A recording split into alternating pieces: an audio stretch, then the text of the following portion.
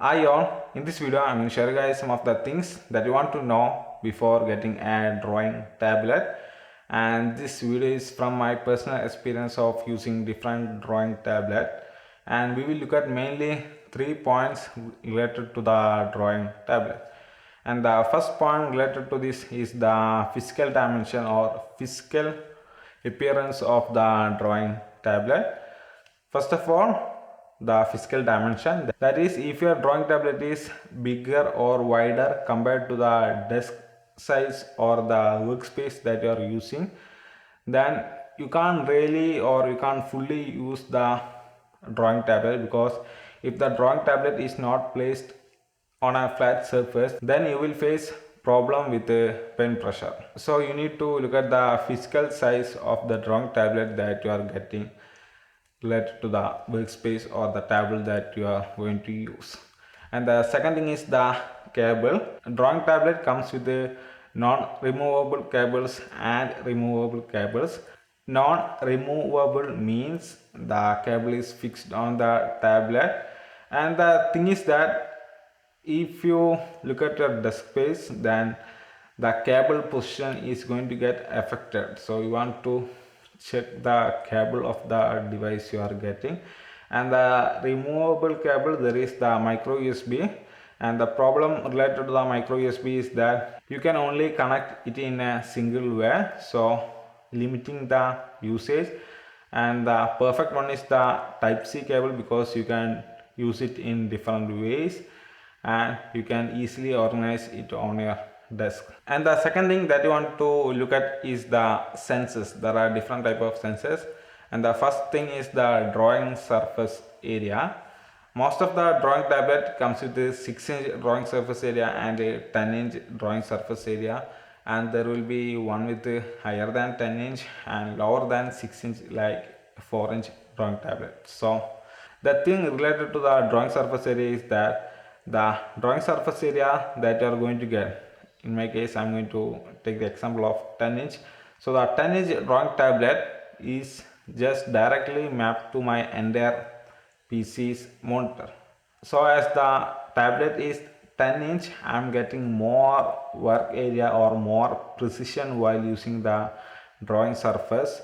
And if I go for the 6-inch, the area got compressed, so the precision or the amount of space I can work get reduced.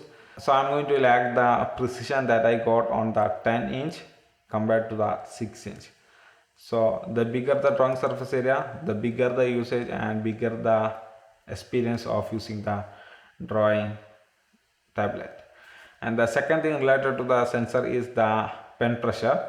Most of the drawing tablet comes with a 8000 pen pressure, 3000 pen pressure, 2000, then there is 4000, like that. Simply, pen pressure means it is the small changes that you can achieve by using your pen.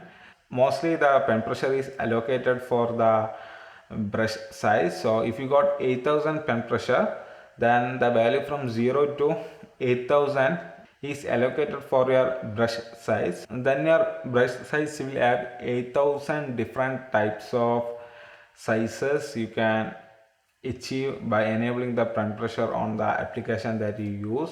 And the thing to note is that, like I said, you can set value from 0 to 8000. And thing to note, there won't be value like 0, 1, 2, 3, 4, 5. You won't get value like that, because the pressure is set based on the pressure you apply on the graphic tablet. So if you want to get those values, then you want to keep the pressure at very minimum, and you want to change the graph of the input and output on the tablet software. And the third type of sensor is the report rate, and higher the report rate, more response your graphic tablet or the drawing tablet will be. So you want to get the one with more report rate and the more pen pressure and more drawing surface area. These are all the things that will elevate your experience. And lastly, there is something like LPI for the graphic tablet or the drawing tablet. As far as my search goes, if the LPI of the drawing tablet is more than 2000, then you don't need to worry, because you will get the nice experience. so you don't need to worry more about the LPI if the LPI is more than 2000. And the third thing is the shortcut keys of the drawing tablet. If you look at the drawing tablet, most of the drawing tablet comes with the shortcut keys. Also dial or gesture bar. So these are some of the extra things or the extra shortcut keys you get with the drawing tablet. Personally, I don't use the shortcut keys on the drawing tablet that much, and I'm going to share you guys some of the reason why I don't use that. First of all, it is very limited because most of the drawing tablet comes with a set of 6 keys, 8 keys or 12 keys. That is the maximum number. And if you start to assign the shortcut for the shortcut keys, then it gets limited, so you can't fully use the shortcuts. And the second thing is that if you use different application got different shortcut, and if you use the tablet software function of assigning different shortcut for different application, then after using particular app you are going to forget about the different type of shortcut key you assign for the next app that you are going to use, so making it more complex to use the shortcut keys. This from my personal experience. And lastly, and the biggest reason that I can come with is my hands are accustomed to the keyboard, and it is very easy to use keyboard shortcut compared to the shortcut keys on the tablet, because I can easily place my hand on the keyboard and I remember mostly all the shortcut or all the keys that I use on the keyboard which is assigned for the shortcuts. So it is very easier to use the keyboard compared to the drawing tablet, and placing the hands on the drawing tablet is little bit difficult compared to placing it on my keyboard. And these are the things related to the shortcut. And if you are looking for drawing tablet, just don't try to spend more depending on the different type of shortcut you are going to get or shortcut keys you are going to get. And there are also good things, because you can simply assign a set of general shortcut like zoom in, zoom out, back, forward, roll up, roll down, like all that sort of shortcuts. Also, if you got dial or gesture bar, then you can easily assign the mouse roller function, zoom in function, brush zoom function.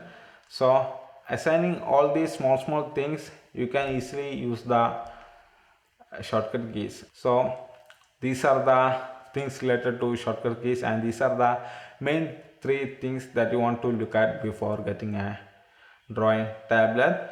And lastly, before I sign off, if you are wondering about why I'm not mentioning about the software of the different type of drawing tablet you are going to get, first thing is that I never used all the drawing tablets, so I can't give you guys software review of all the different brands of the drawing tablet. But personally, on my general perspective, most of the drawing tablet softwares are very easy to use and very convenient, and most of their default experience is great.